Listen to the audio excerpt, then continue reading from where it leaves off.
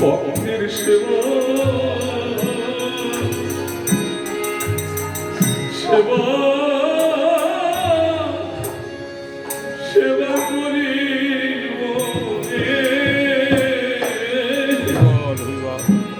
আমি যে বহু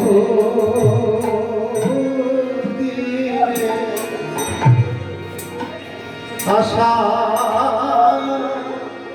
আশা খানি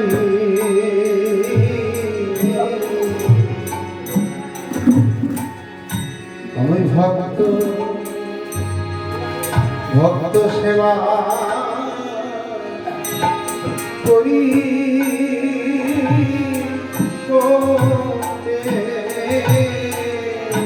আমি বহু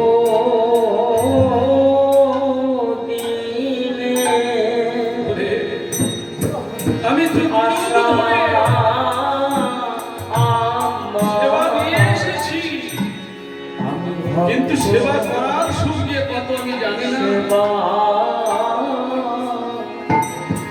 সেবা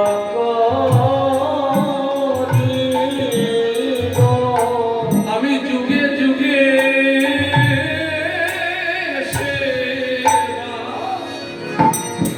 সেবা নিয়ে এসেছি,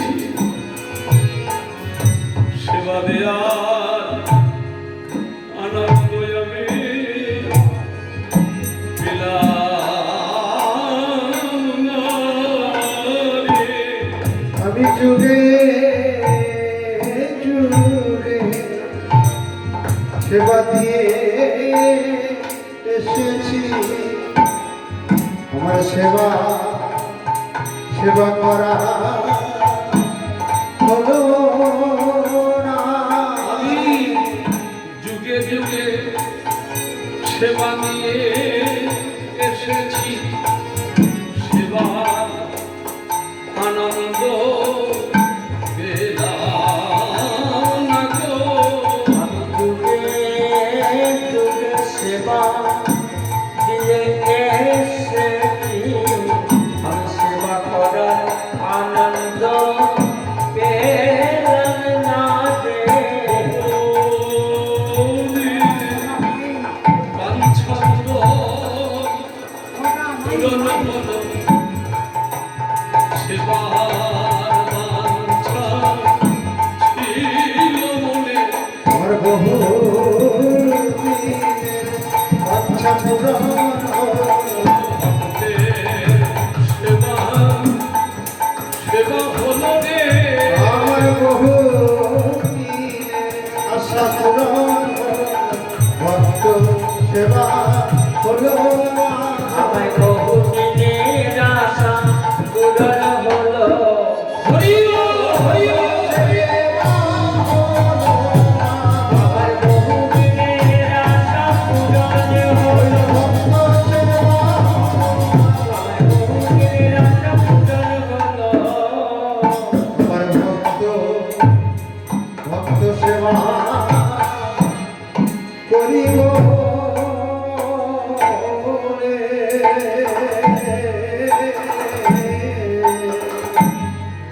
আসল কথা কিন্তু আবার গোড়ায় যাব, সেই নাম নাম চিন্তামণি কৃষ্ণ চৈতন্য রস বিগ্রহ। আপনার তপস্যা ধ্যান ধ্যান দরকার নেই, যখন একটু বিছানায় যাবেন, বিছানায় সময় তো সবার হয় না রে মা, তা বিছানায় যখন যাবেন একটু মন দিয়ে তাকে ডাকতে ডাকতে নিদ্রায় যাবেন। আর যখন নিদ্রা ভঙ্গ হবে তখন প্রথম কথাটা বদন দিয়ে যেটা বের করবেন সেটা যেন আমার প্রভুর কথাই হয়। আর ঘুমাবেন প্রভুর কথা স্মরণ নিতে নিতে। শোয়া আপনার বাসভবনে শয়ন কক্ষে এমনভাবে ফটোটা রাখবেন রাধা মাধবের বা নিতাই গৌরের বা গুরুদেবের, যেন নয়ন মেলে ওই ফটোটা প্রথম দেখতে পাবে। আর ওই ফটোটা দর্শন করতে করতে প্রভু স্মরণ নিতে নিতে নিদ্রার জগতে পৌঁছাবেন। কেন জানেন? আর তো ঘুম নাও ভাঙতে পারে, ঘুম তো এই শেষ ঘুম হতেও তো পারে। আর ওটা দেখতে দেখতে স্মরণ নিতে নিতে যদি ঘুমিয়ে যান আর ওই অবস্থায় যদি বিদায় নিতে হয়, আপনার জন্য গোবিন্দ চরণ একেবারে পাকাপাকি। অন্তকালে চ শরণং মুক্তকালে বরং জপ প্রয়াতি নস্তুত্র সংশয়। গীতায় বলা আছে অন্তকালে চ মামেব শরণং মুক্তকালে বরং। অন্তিম কালে যে আমার শরণ নিতে নিতে প্রাণ ত্যাগ দেহ ত্যাগ করে সে আমাদের প্রাপ্তি হয়। হ্যাঁ, এই জন্যে আজ আমার মহাপ্রভু তিনি কীর্তন প্রচার করছেন। বেলা একেবারে অবসান ঘটে গেছে, তাই তিনি বেলি অবসান দেখি গৃহেতে চলিল। জননী চরণে আসি প্রণাম করিল। জননী চরণে আসি প্রণাম করিল। প্রণাম করে আপনামে করে প্রণাম করে মায়ের চরণে প্রণাম করে। মায়ের চরণে প্রণাম ও করে মায়ের চরণে প্রণাম করে। সর্বকালে মায়ের চরণে প্রণাম করে। বেরিয়াব সানকালে হরি ভক্তগণকে সঙ্গে লয়ে ভক্তগণ সঙ্গে মায়ের চরণে প্রণাম করে। জননী চরণে আসি প্রণাম করিল। জননী চরণে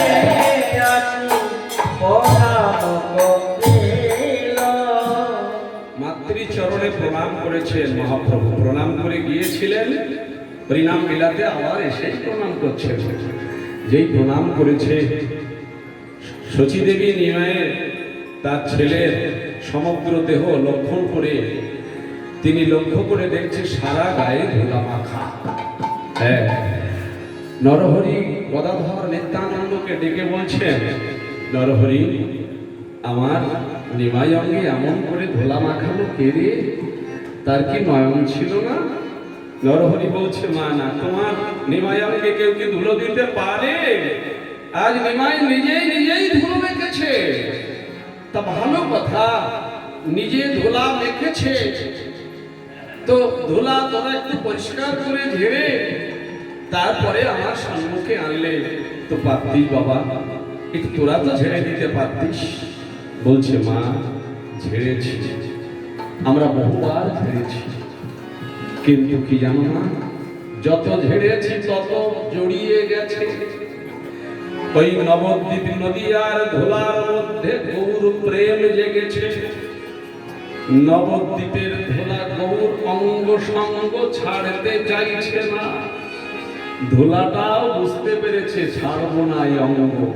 হ্যাঁ, তা যেই শচীদেবী ধোলা ঝাড়তে যাচ্ছে, এমন সময় আমাদের বৈষ্ণব কবি রাধা মোহন দাস, এই রাধা মোহন দাস তিনি বলছে, হ্যাঁ গো মা, তোমার চরণে নিবেদন, তোমার নিমাইয়ের সর্বঙ্গের ধোলা ঝাড়ো, কিন্তু আমার মিনতি মাগো প্রভুর চরণের ধোলা ঝেড়ো না গো। প্রভু চরণের ধুলা ছেড়ো না। চরণের ধুলা ছেড়ো না মা। ওই ধুলার লাগি বসে আছি। প্রভু চরণের ধুলা ছেড়ো না। ভগধুলার লাগি বসে আছি, চরণে ধুলা ছেড়ো না মা। যদি ঝাড়তে হয় ওগো মা, ধুলো যদি ঝেড়েই ফেলতে হয় ওগো মা, ওই ধুলা চরণ ধুলাই আমার মাথায় ছাড়ো আমি মাথা পেতে বসে রইলাম ধুলা ওই ধুলায় আমার মাথায় আমি মাথা পেতে বসে রইলাম ওই ধুলা যেন ছেড়ে ফেলো না। আমি মাথা পেতে বসে রইলাম ধুলা যেন ছেড়ে ফেলো না। আমি মাথা পেতে বসে রইলাম ধুলা যেন ফেলো না মাথা পেতে বসে রইলাম হরি বল, হরি বল।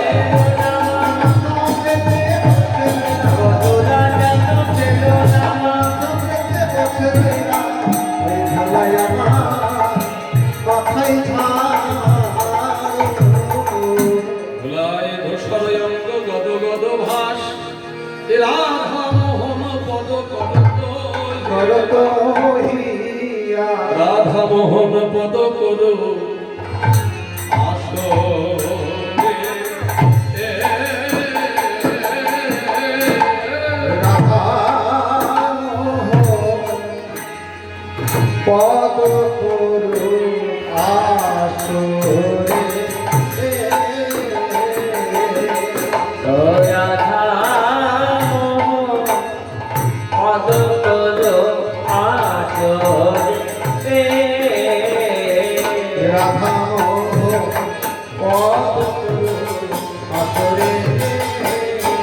রাধা পদ করু আসরে রাধা মোহন পদ করো আসরে রাধা পদ করু আসরে রাধা মোহন পদ করো আসরে রাধা পদ করু আসরে রাধা পদ করু আসরে জয় জয় শ্রী গুরু নিতায় গৌর সীতানাথ প্রেমানন্দে নিতায় গৌর হরি বল।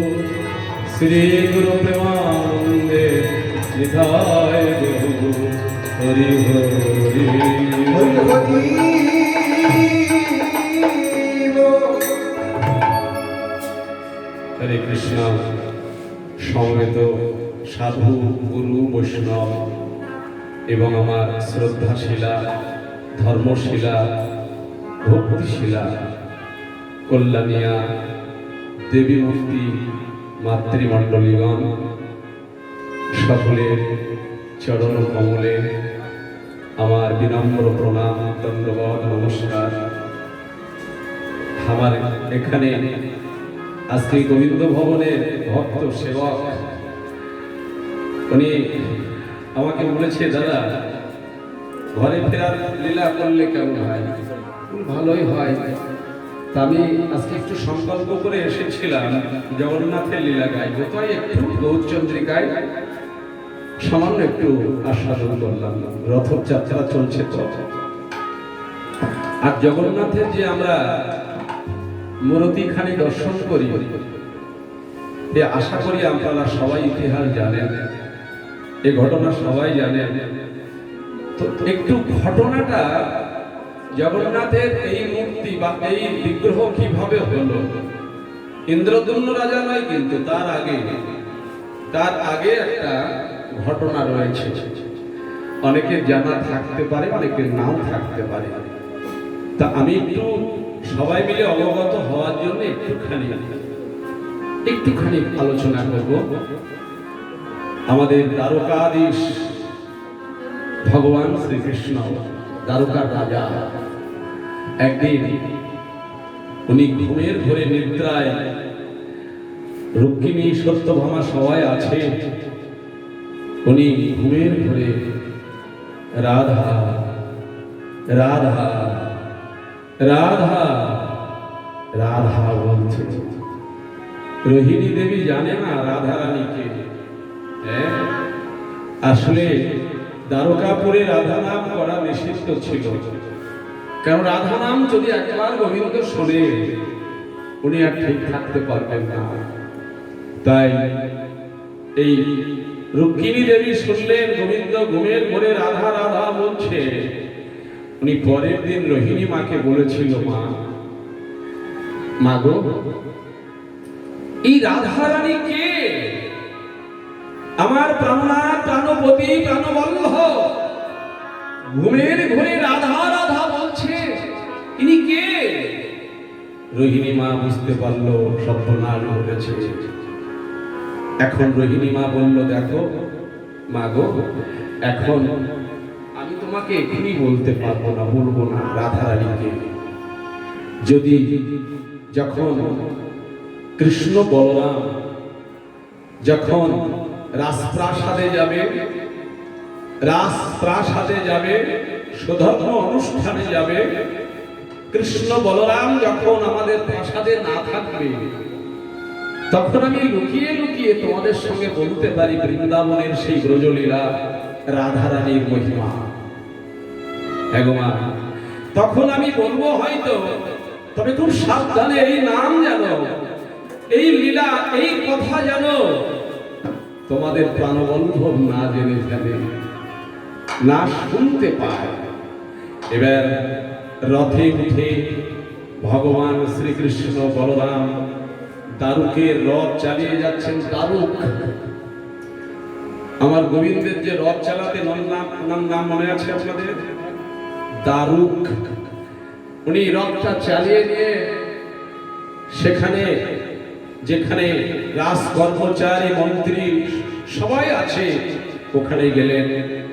দুই ভাই চলে গেলেন, আর মা রোহিণী, সত্যভামা, কালিন্দী সবাইকে নিয়ে রুক্মিণী দেবী রোহিণী মায়ের বাসভবনে এলেন। মা গো, বাসভবনে এলেন।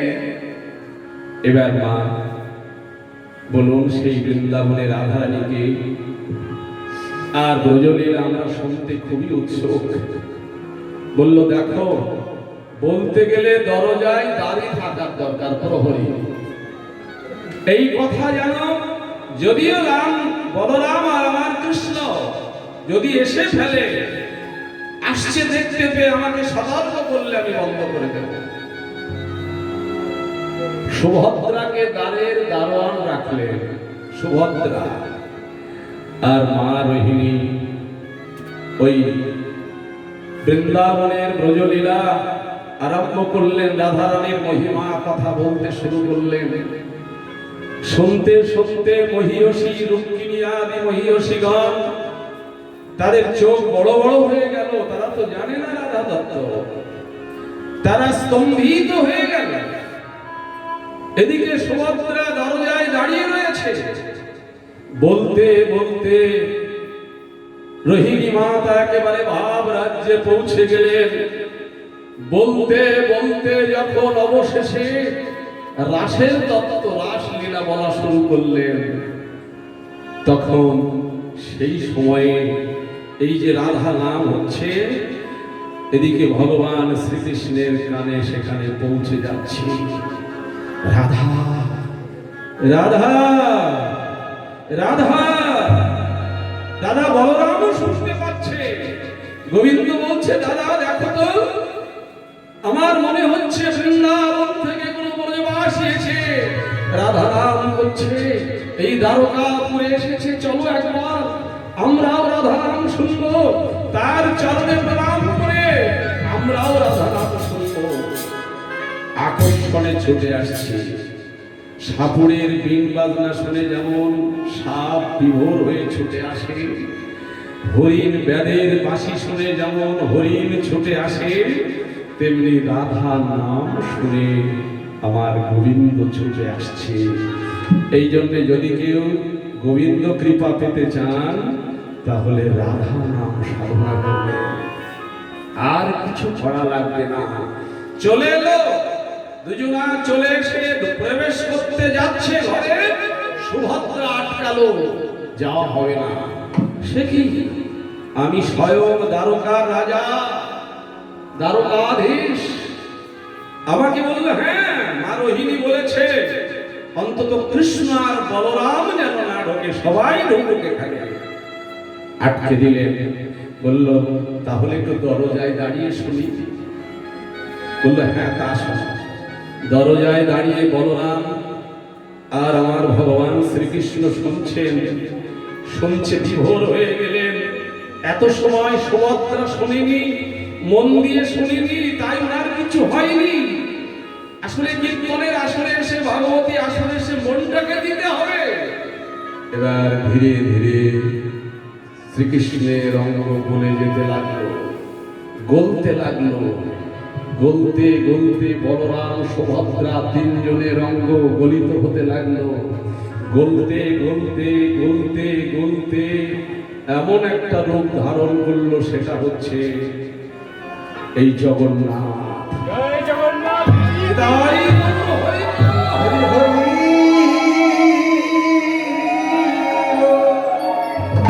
ভগবান। আর ঠিক সেই সময়ে দেবর্ষি নারদ সেখানে উপনীত হলেন। নারদ এসে ওই রূপটা দেখতে পেয়েছিল, কেউ দেখেনি। তখন গোবিন্দ বলল, নারদ তুমি এমন সময় এসেছো, আজকে আমার বড় আনন্দ দিন। আমি রাধারানীর নাম শুনেছি, তো তোমাকে বর দিতে চাই। নারদ বলল, গোবিন্দ বর যদি দিতে চাও তাহলে একটা বর কি, তুমি যে রূপ একটু আগে আমাকে দেখালে, আমি দেখলাম এই রূপ যেন আগত কলিতে কেউ বাদ না যায়। তোমার কৃপা যেন সবাই পায়। তোমার নাম হবে জগন্নাথ। তুমি সবার না, তুমি সাধুর না, তুমি অসাধুর না, তুমি সবার না। হৃদয় গৌর।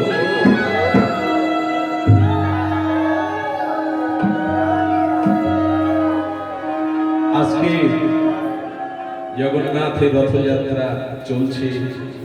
বড় ইচ্ছা হলো একটু জগন্নাথের কথা বলা, কিন্তু লীলা আমাদের উত্তর গোষ্ঠ বা ফেরত গোষ্ঠ সব বাকি রয়েছে, কিন্তু হয়ে গেল মনে হয় 3 ঘন্টা। হ্যাঁ, এই দেখুন, এই হলো বিপদ। আমাকে নিয়ে আসা ভাই, এই হলো বিপদ। হ্যাঁ, কারণ আপনারা জানেন 2 ঘন্টা 2.5 ঘন্টা আমি গাইনি, কিন্তু আমার একটা মুদ্রা দোষ আছে। এরা এদের কাছে বকুনি শুনতে হয় মাঝে মাঝে, ওই সময়ের দিকে আমার জ্ঞান থাকে না। আসলে কেন থাকে না জানেন? ওই কন্টাক্ট নিয়ে আমি পারবো না নাম করতে, এত সময় করবো, এর বেশি করবো না। এই কন্টাক্ট নিয়ে ভগবানের ভজন হয় না। হ্যাঁ, তাই শুনে হৃদয় গৌর হরি বল। আজ আমাদের তো বেশি সময় আপনাদের আটকাবো না, গান গাইব। কি গান শুনবেন বলুন? ও আচ্ছা আচ্ছা আচ্ছা, দিচ্ছি। আমি চেষ্টা করছি আপনাদের প্রিয় গান শোনানোর। তবে ভগবান শ্রীকৃষ্ণ তিনি গোচারণ ক্ষেত্রে গোচারণ করছেন। এদিকে বেলা, সূর্যদেব পাটে বসেছে, পশ্চাদে তাকিয়ে দেখলেন বেলা নাই। তাই শ্রীরামকে বললেন, ওরে ভাই চল ঘরে যাই, পাল জড় করো শ্রীরাম, সানলে হসি ভাই, সঘনে বিষম খায় নাম করে মায়, পাল জড় করো। একটা বড় তাল গাইব ভাই?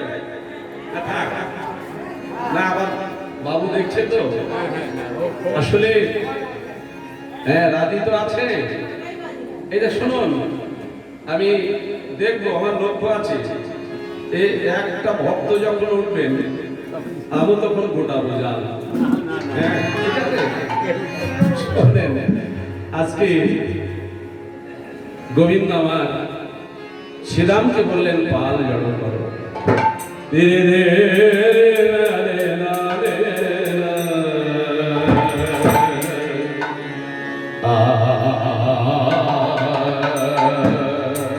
মধ্যম দর্শন আরে অপালে জড় বলো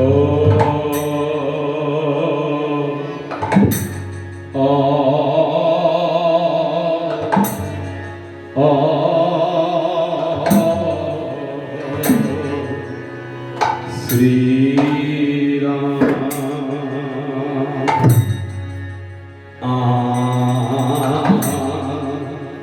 পালো জড় করো শ্রীরাম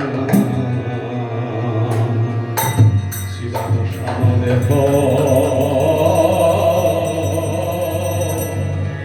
অশি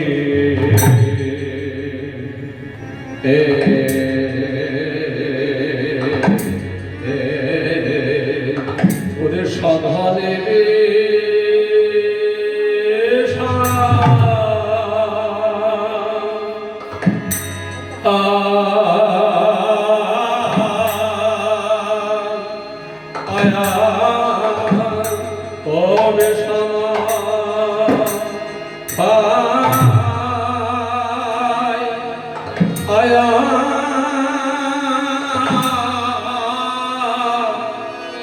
নম করে নম করে নম করে নম করে নম করে আয়া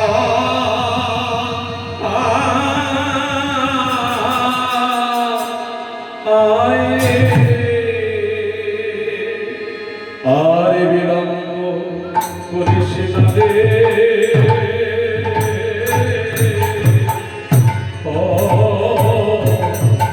ও পারে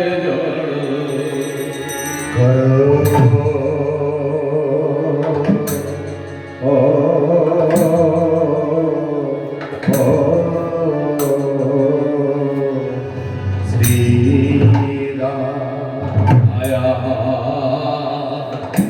আয়া ওরে আর গগনে আর গগনে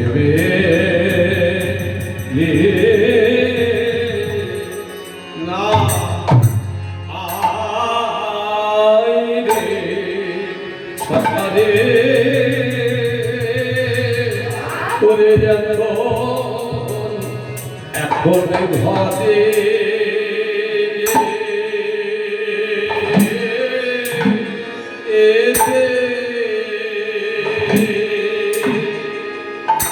ওরে হবে রে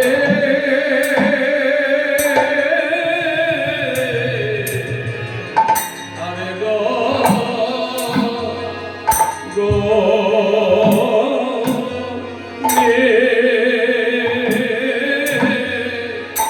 আরে গগনে লা লা ভাই সদা এখন ঘরে যে এতে হবে রে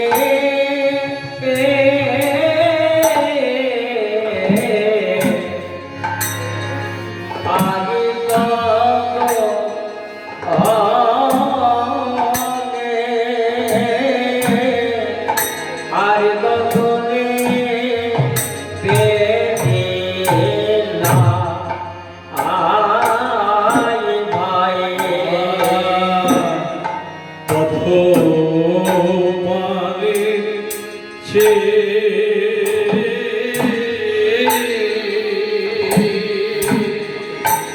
আছে রে এখন ঘরে এখন ঘরে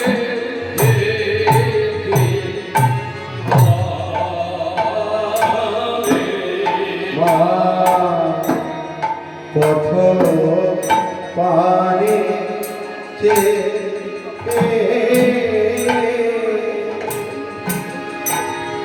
আছে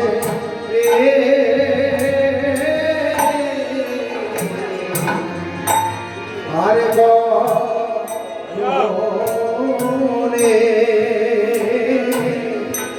আর গগনে না আই ভাই বিরাট ঘন আধার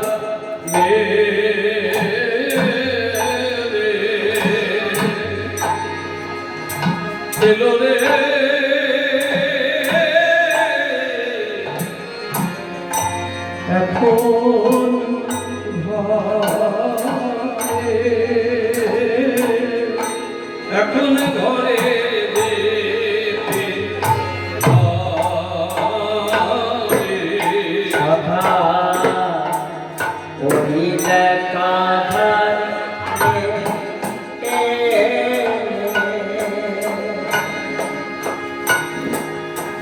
এলো রে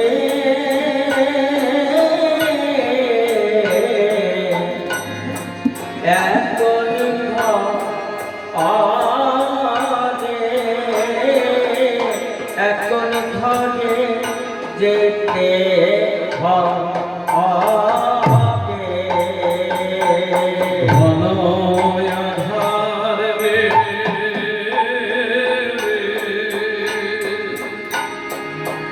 এলো রে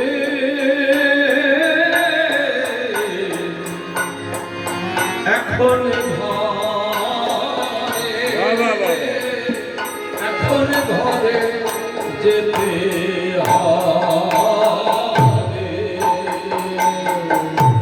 ঘন আধার এলো রে এখন এখন ঘরে যেতে হবে বাবা ঘন আধার এলো রে এখন ঘরে যেতে হবে ঘন আঁধার রে এলো রে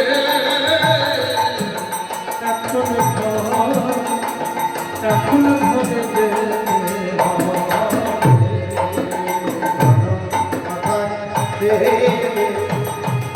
এলো রে এখন ঘরে যেতে হবে কত বাজেছে আছে রে এখন ঘরে যেতে হবে কত মানে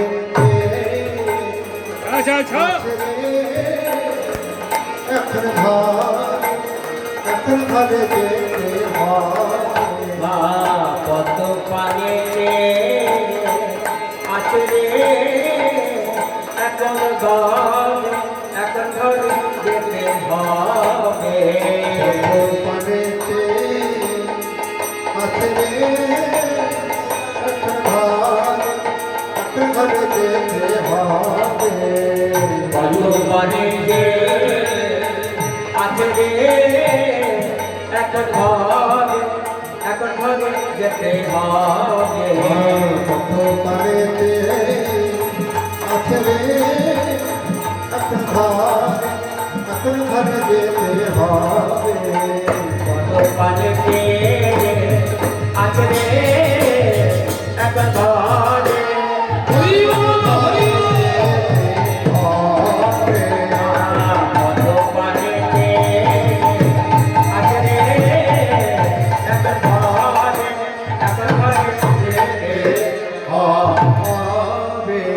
আরে কপাল বড় ও